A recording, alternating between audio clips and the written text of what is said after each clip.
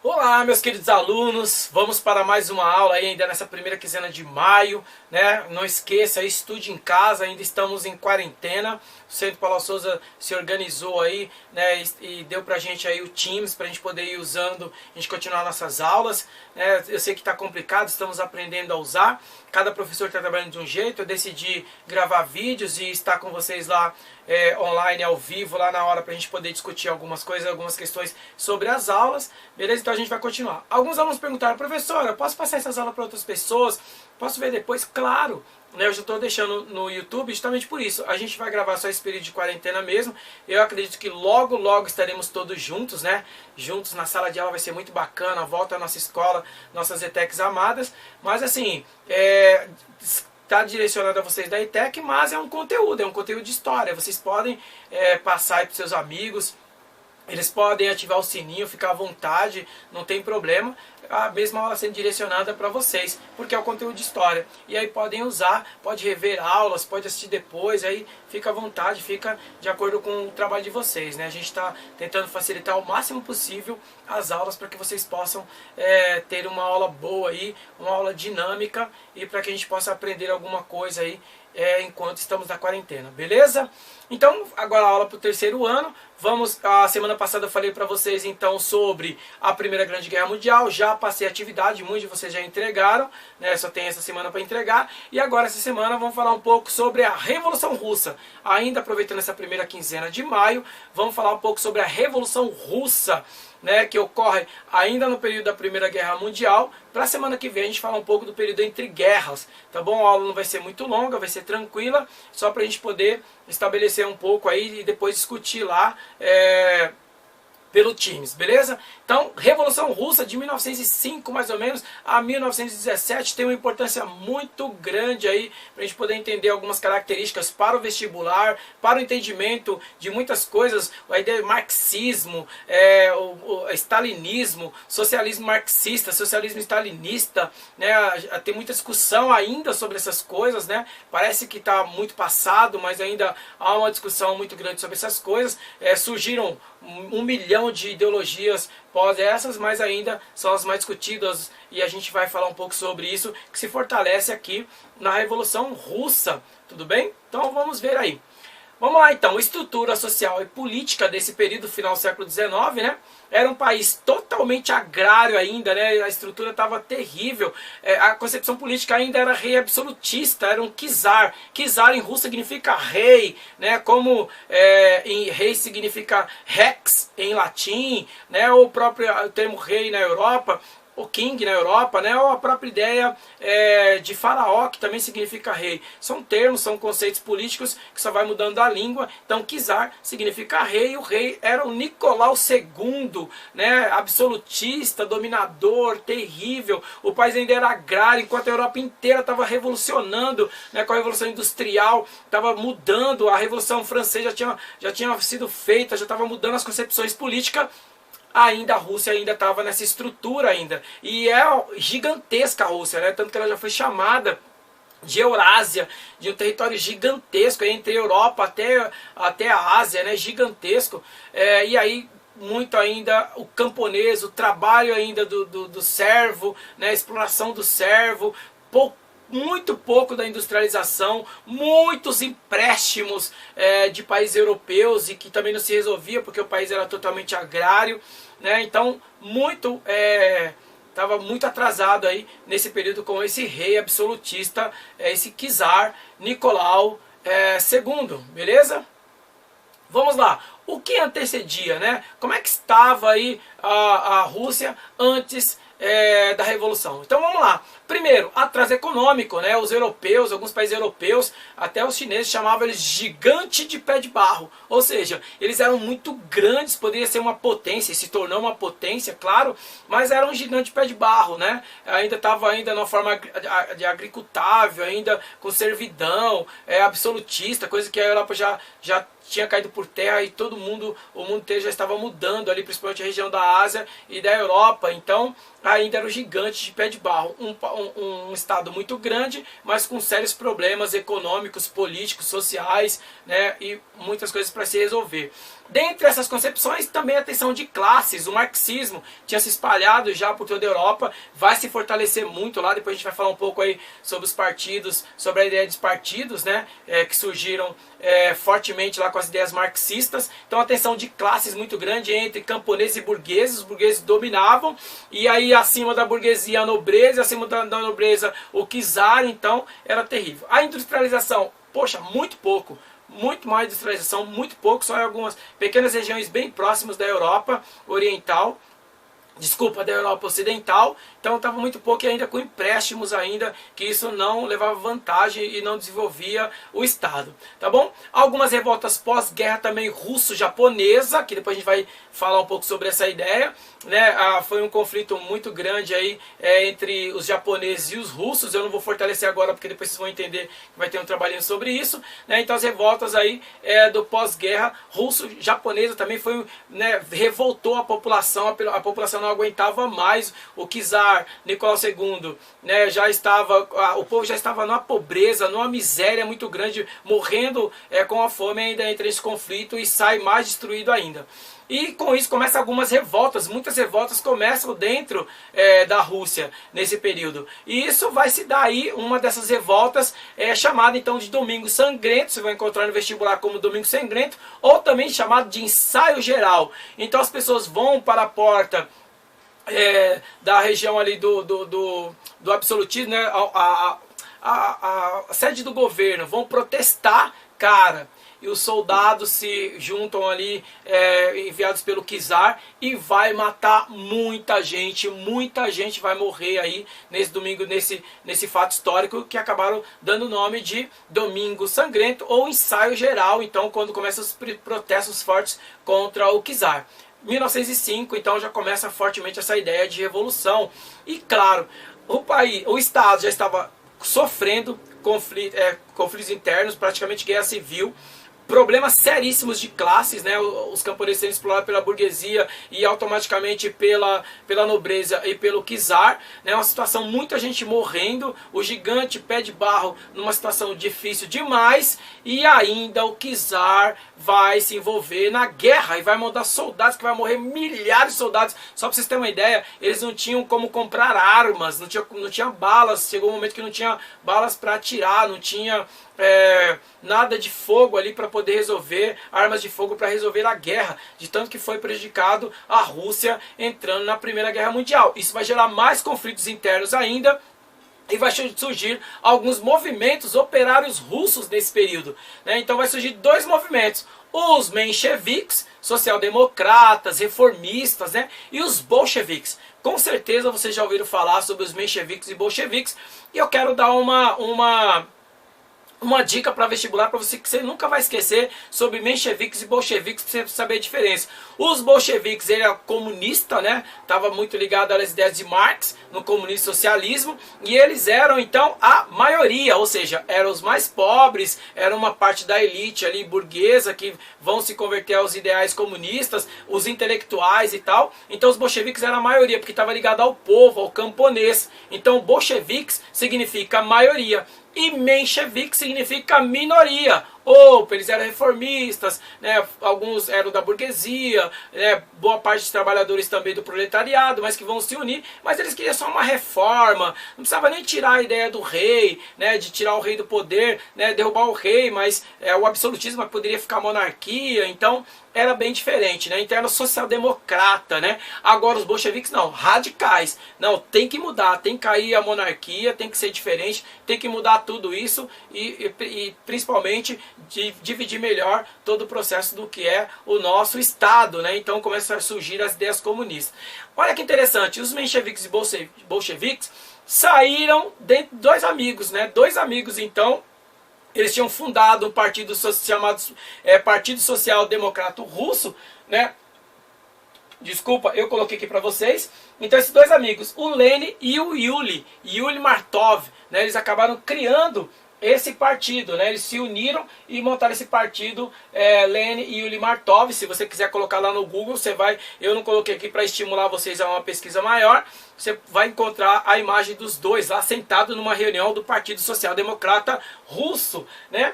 Mas as ideologias dos caras não batiam. As ideologias começam a ficar diferentes. Então Lenin começa a questionar o Yuri Martov, e o Yuri Martov começa a questionar as ideologias de Lenin. Então os dois se dividem. Olha que interessante, né? Isso me lembra muito Maquiavel, né? O seu maior amigo político hoje pode ser o seu pior inimigo político amanhã. Ou o seu maior inimigo político hoje pode ser seu maior amigo político amanhã. Depende da necessidade de cada um. E a gente vive isso no Brasil e vive isso no mundo até hoje, né? Maquiavel, caraca, tinha uma sacada muito boa, muito atual para nós, assim. E aí estão os dois, né? Então Lenin e Yuri Martov acabaram se separando por motivo das ideologias políticas. Então o Yuri acaba ficando então com os mencheviques, a minoria que queria uma reforma social-democrata e etc.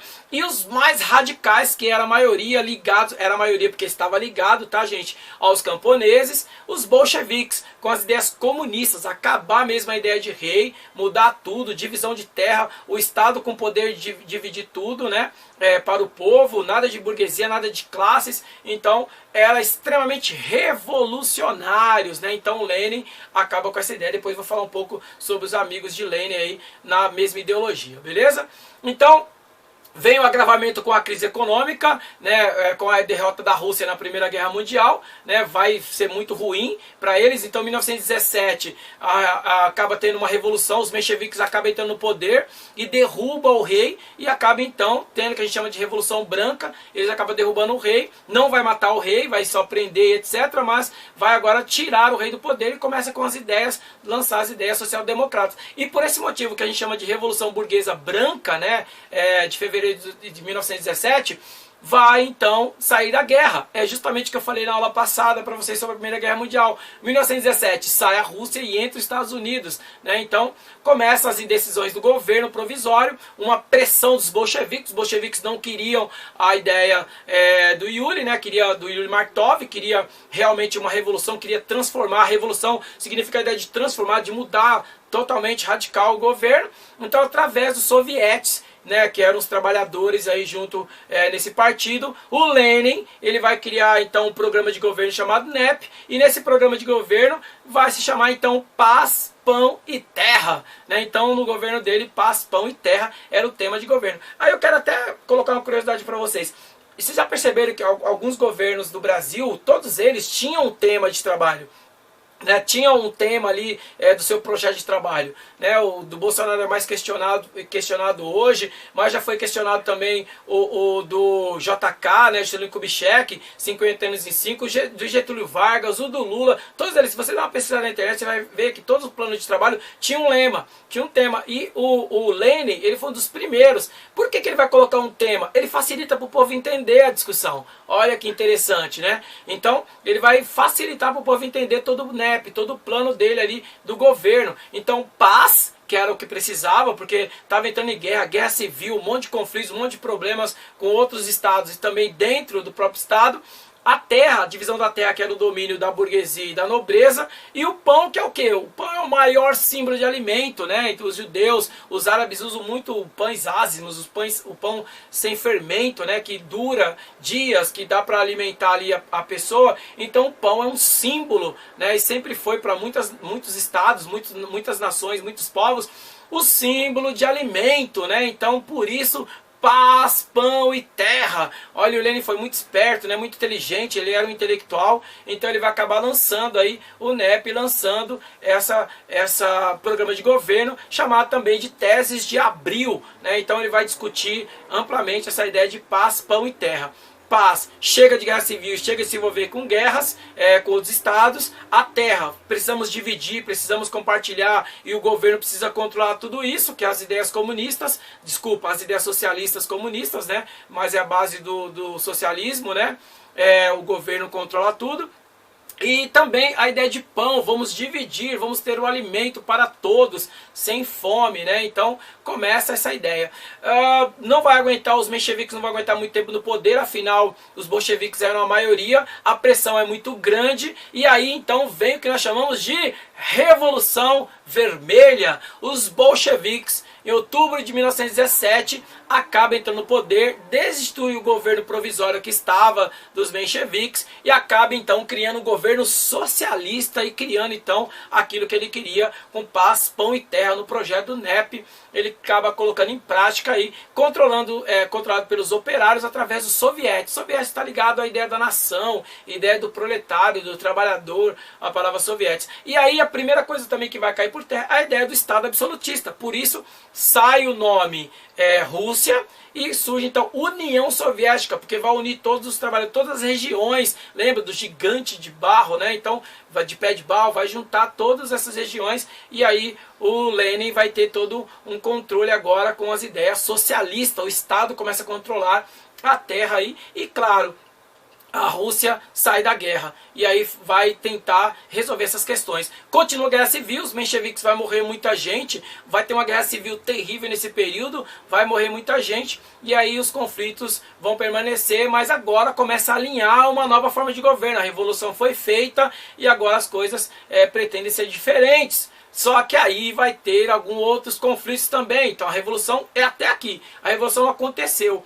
Caiu o rei, né, vai acabar sendo preso, cai também os mencheviques que queria apenas que estava como governo provisório. Agora entra um governo socialista mesmo, o governo controla tudo, divide a terra, mas a burguesia não vai aceitar isso fácil, vai ter ainda guerra civil, muitos conflitos aí dentro desse período, mas a revolução foi feita. Beleza? Então é aí a revolução em 1917, beleza? E aqui estão os três amigos aí, né? Então eu coloquei aqui para vocês os três amigos que vão participar aí, então, desse processo dos sovietes, né? Da Revolução Vermelha. O Trotsky, que era um grande pensador intelectual, os três eram, mas ele estava muito ligado à ideologia, o cara tinha um discurso muito bom. Tem um filme na Netflix, acaba vendo essas ideias de esquerda e direita, foi questionado um pouco esse filme e tal, mas é um filme bem interessante, dá para você assistir, não é verdade absoluta, mas dá para você entender um pouco dos discursos de Trotsky, que era impressionante, né? Tem umas cenas dos filmes lá que é bem forte aí, com os trabalhadores e tal, e também fazendo uma crítica ao mesmo tempo a Trotsky e a toda a ideologia socialista do cara. E aí o Lenin, que fez a revolução, né? Mas o Lenin, ele morre, né, pós a revolução em 1924, ele acaba morrendo, né? Ele tem um problema e acaba morrendo, e aí fica a discussão, quem assume? Boa parte queria que Trotsky assumisse, mas tinha um outro cara doido pelo poder querendo assumir, um cara que vocês já ouviram falar muito bem aí, que é o Stalin, né? O Stalin assume então o governo e aí a gente não vai se fortalecer essa ideia. Não foi um bom governo, ele foi tão violento que, só para vocês terem uma ideia,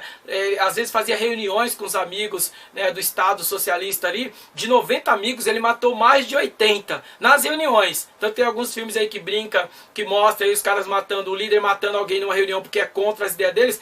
Quem ele se sentisse ameaçado, Stalin matava. Foi um terror o governo dele, mas ao mesmo tempo desenvolveu demais também. Em 10 anos o cara revolucionou realmente a Rússia, mas também não foi fácil. Expulsou a igreja ortodoxa, matou o rei e a família dele inteira, tanto que até hoje tem uma discussão se o rei, o czar e a sua descendência morreram mesmo, ou se foram expulsos de lá. Tem toda uma discussão até hoje ainda sobre isso.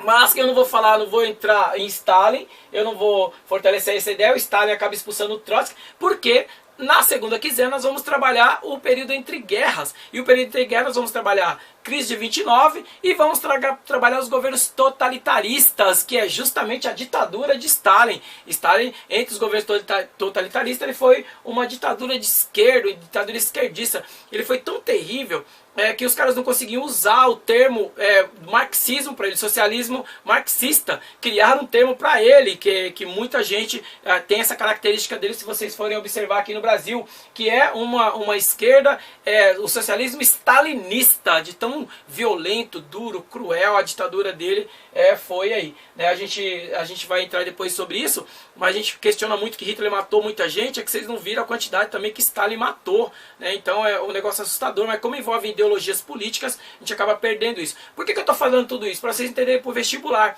Dependendo do historiador que você encontra ali, a vertente ideológica dele, você pode ali cair numa pegadinha, então você tem que saber como é que tá, e você precisa saber todos os lados, né? Não adianta falar que Stalin foi uma esquerda maravilhosa, etc., porque não é essa característica.